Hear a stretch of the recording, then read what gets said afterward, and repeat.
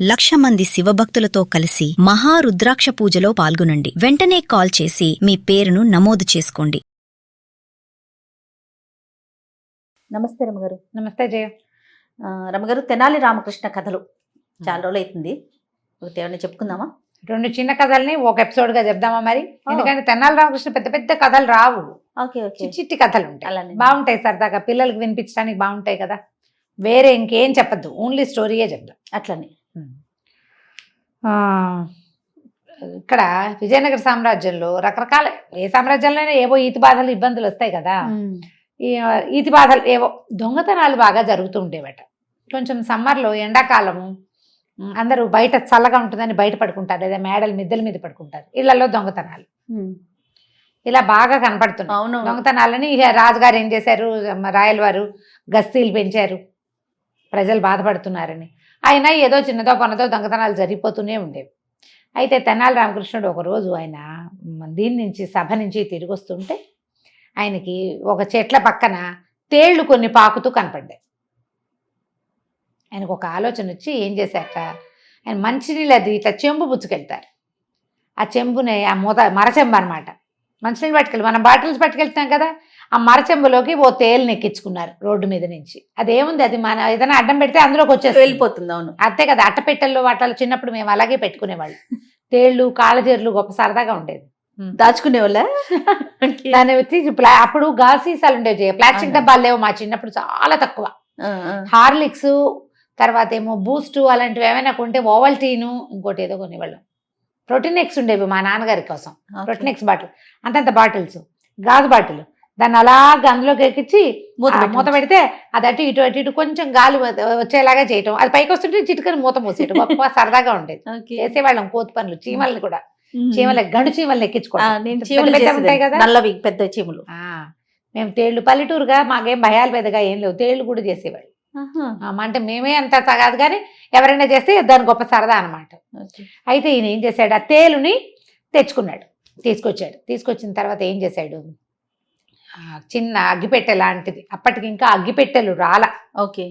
కథల్లో అగ్గిపెట్టెలను రాస్తున్నారు కానీ అగ్గిపెట్టె కాదు, మనకి భరిణెలు లాంటివి ఉంటాయి కదా, చిన్నది, మన ఏమంటారు ఏమైనా పెట్టుకునేందుకు వాటికి. ఒక భరిణిలో వేసాడు, వేసి మూత పెట్టి దాన్ని గూట్లో పెట్టాడు.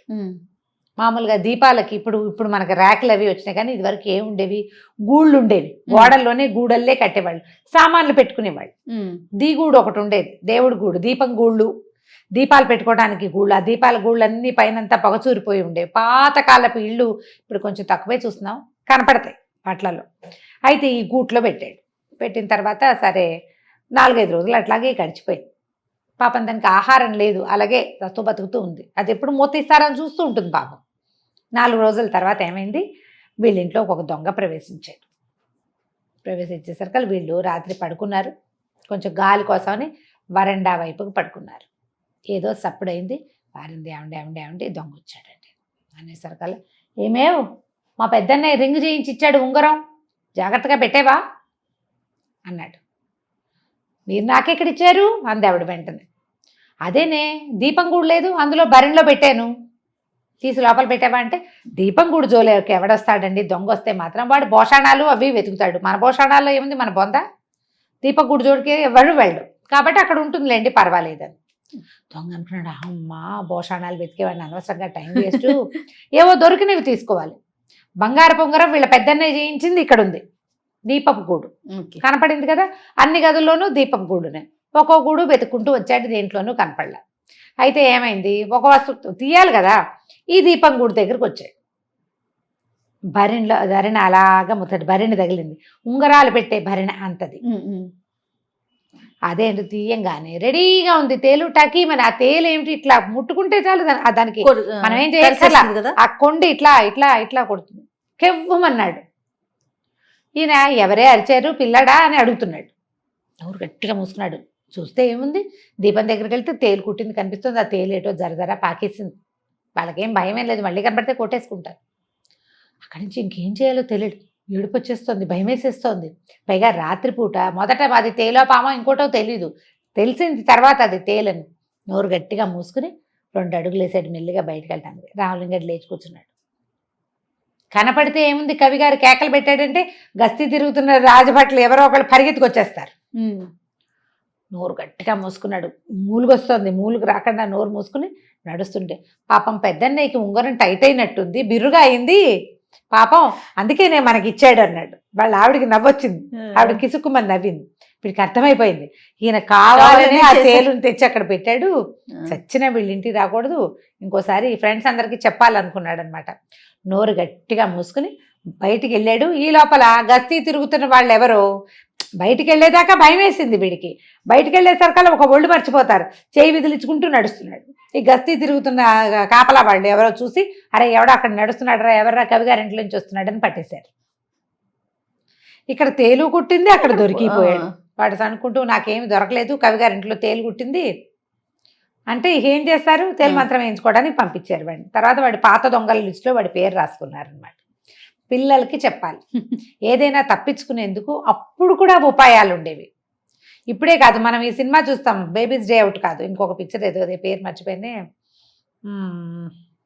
గుర్తు రావట్లేదు కబుక్కున. వాడి హోమ్ అలోన్ సినిమాలో అబ్బాయి ఎన్ని ప్లాన్లు చేస్తాడో దొంగల నుంచి తప్పించుకోవడానికి. పాత కథల్లో కనిపిస్తాయి అట్లాంటివి, మనకి జానపద కథల్లో కూడా కనిపిస్తాయి. ఇదో కథ ఇవాళది. రెండో కథ చెప్దాం చూడు. ఒకసారి తెనాలి రామకృష్ణుడిని సభకి రమ్మన్నారు. రాయల వారు వెయిట్ చేస్తున్నారు, ఈయన రాలా, ఎప్పటికీ లేటుగా వచ్చాడు.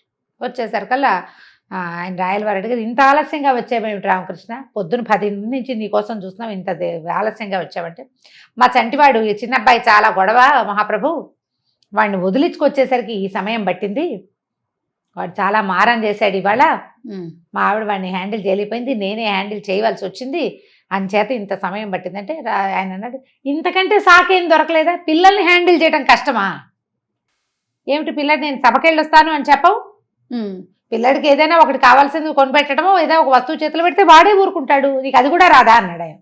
ఇక్కడ మహామహుల్ని మట్టి కనిపిస్తావు నువ్వు, పిల్లాడికి చెప్పలేవు అనేసరికల్లా పిల్లలకి చెప్పడం చాలా కష్టం అండి అన్నాడు.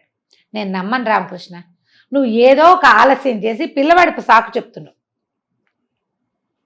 పిల్లల సాకు చెప్పకూడదు, పిల్లలేముంది మనం ఏది చెప్తే అది వింటారు, ఏదైనా ఆశ చూపించి ఒక తాయిలం ఇస్తే వినేస్తారు పిల్లలు అనేసరికల్లా అంత సులువు కాదు మహాప్రభు అన్నాడు. అని అయితే ఓ పని చేద్దాం, మీరు తండ్రి నేను మీ పిల్లవాడు, పిల్లాడితోటి ఎలా ఉంటుందో చూపిస్తాను మీకు అన్నాడు.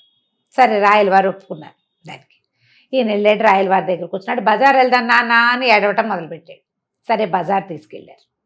బజార్ తీసుకెళ్తే అక్కడ ఆ వస్తువు కావాలి ఈ వస్తువు కావాలంటారు కదా, ఒక చక్కటి చేతి సంచీలు అమ్ముతున్నాడు ఒకడు, ఇంత సంచి, అది ఇట్లా చంకకి తగిలించుకుని ఏమైనా వస్తువులు పెట్టుకోవచ్చు. ఇప్పుడు మనం పెట్టుకుంటాం కదా ఏమంటారు షోల్డర్ బ్యాగ్, అది షోల్డర్ది కాకుండా ఇట్లా పట్టుకునే సంచి అనమాట, రంగులు రంగులుగా అద్దకం వేసి ఎంతో బాగుంది. ఆ సంచి కావాలంటే ఏముంది, పిల్లాడు అడిగింది కొనిపెడితే వాడు మారం మానేస్తాడు, చెయ్యి పుచ్చుకుంటాడు కాసేపు, చెయ్యి వదిలేస్తాడు కాసేపు, రోడ్డు మీదకి వెళ్ళిపోతాడు కాసేపు. పిల్లలు అట్లా చెయ్యరు, ఎంతసేపు కసురుకుంటూ కేకలేసుకుంటూ పిలుచుకుంటూ జాగ్రత్త చెప్తూ ఉండాలి. రాజుగారికి అర్థం కావట్లేదు, మరీ ఎక్కువ చేస్తున్నాడు రామకృష్ణుడు అనిపించింది. సంచి కొనిపెట్టారు, కాసేపు మారమ్మ అని పక్కన నడవడం మొదలుపెట్టాడు. ఇంతలో ఏమైంది, రోడ్డు మీద ఒక ఏనుగు వస్తుంది, ఏనుగు ఎక్కుతాను అని మారమ్మ మొదలుపెట్టాడు రామకృష్ణుడు. పిల్లలు అలాగే కదా చేస్తారు. ఆ మావిటి వాడిని పిలిచి ఏనుగుని ఎక్కించబోయి రామకృష్ణుడి మా పిల్లవాడిని అన్నారు. రామకృష్ణుడిని ఏనుగు ఎక్కించారు. తండ్రి గారు పాత్రలో ఉన్న రాయల వారు కూడా ఎక్కారు. కొంచెం దూరం వెళ్ళింది ఏనుగు. సరే దిగారు. దిగిన తర్వాత నాకు ఏనుగు కొనిపెట్టు అని ఏడ్చాడు. సరే ఏనుగు కొనిపెట్టడమే కదా, రాయల వారి చేతి నుంచి కడియం తీసి ఆ మావిటి వాడి చేతిలో ఏనుగు ఇచ్చేసి వెళ్ళిపో మాకు అన్నాడు. ఏనుగు ఇచ్చేసాడు. ఏనుగుని పుచ్చుకొని నడవాలి. ఆ ఏనుగుని సంచిలో పెట్టు, ఇంటికి పట్టుకెళ్తాను అని ఏడవటం మొదలుపెట్టాడు ఈయన. బాగుంది. రాయల వారు ఏమిటి పిల్లలు ఇలా మారం చేస్తారంటే, మరి అదే కదా, ఏనుగును మడిచి సంచిలో పెడితే నేను చెత్త పుచ్చుకెళ్తా, నేనే పుచ్చుకెళ్ళాలి చేత్తో. ఆయనకు అర్థమైంది పిల్లలతో ఇంపాసిబుల్గా ఉంటుంది అని. మా చిన్నబ్బాయి ఇదే అడిగాడు నన్ను, వాడికి రథం కావాలి, ఆ రథం వాడే తోలాలి, రథం వాడే ఇట్లా చిక్ చిక్ అనాలి, చిక్ చిక్ అంటే నడుస్తుందా అది, చెల్ అనాలి, అది వాయిస్ కావాలి దాన్ని కొట్టాలి, దాన్ని ఏదో అనాలి, వీడికి రాదు, అది అడవట్లేదని ఏడుస్తాడు. మన పిల్లలు చేయరు ఇట్లా, ఖచ్చితంగా చేస్తారు. రాయల వారి పిల్లలు ఇలాగే చేస్తారని ఆయన అర్థం చేసుకుని, మీ అబ్బాయి మారం చేసినందుకే నువ్వు ఆలస్యంగా వచ్చావని నేను ఒప్పుకుంటున్నాను రామకృష్ణ, నువ్వే గెలిచావని చెప్పి ఓ 100 వరహాలు బహుమానం ఇచ్చి మీ పిల్లాడికి కావాల్సిన కొనిపెట్టమని 100 వరహాలు ఇచ్చి పంపించాను. పిల్లలు ఎంత మారం చేస్తారో, ఎన్ని రకాలో. రాక్షసి ముద్దుగా ఉంటుంది. ఇప్పుడు కొంచెం ఏడుపులు తగ్గినాయి, కాస్త పెద్దదైంది. 1 year బేబీ గ్లాస్ పాటుకుని అదే పాలు తాగాలి. ఆ గ్లాసు అంతెత్తు గాజు గ్లాసు, అదే గ్లాస్ ఇంతది. తాగాలి. ఆ గ్లాస్ తోటే తాగాలి, అదే పట్టుకు తాగాలి. పిల్ల పిచ్చికే చిట్టి పిల్ల. ఆ గ్లాస్ జారి పడితే అసలు గ్లాస్ మొయ్యలేదు అది. కానీ ఎంత ఏడ్చేదో, నేనే తాగాలి, నేనే తాగుతాను. అట్లనే ఉంటారండి పిల్లలంతే మారం, అవును. అలాగే చేస్తారు. కాబట్టి పిల్లల మారాములు ఇలా ఉంటాయి. ఎదుటి వరకు చెప్పడానికి ఈజీగా ఉంటుంది. ఏముంది పిల్లల్ని హ్యాండిల్ చేయడం కష్టం అంటే, మనకేమవుతుందంటే మనం ఎలా అనుకుంటాం, మన పిల్లలు చేసే మారాములు మనకు అలవాటు ఉంటాయి. కొత్త వాళ్ళ పిల్లల్ని చూస్తే ఏమనిపిస్తుంది, అబ్బా మా పిల్లలు ఇట్లా కాదమ్మా అనిపిస్తుంది. కొంచెం పిల్లలు పెరిగాకంటే మరీ చెప్పేస్తాం ఇంకా అసలు మా పిల్లలు ఇట్లా చేయలేదంటాం. మా పిల్లలు ఇట్లా చేయలే, చిన్నప్పుడు ఏమీ చేసేవాళ్ళు కాదు, మా పిల్లలు చాలా బుద్ధిగా ఉండే. ఏమిటో ఈ కాలంలో పిల్లలు అలా మాట్లాడుకుంటాం. కానీ ఎవరి పిల్లలు మారం వాళ్ళ ప్రాణానికి ఎక్కువే మెల్లిగా ఇప్పుడు ఎలాగో చెప్పుకోవాలి. అంతే. ఈ 2 చిన్న కథలు తెనాలి రామకృష్ణ కథలు పిల్లలకి చెప్పండి తప్పకుండా రమ్మగారు. నమస్తే. నమస్తే చెప్పు.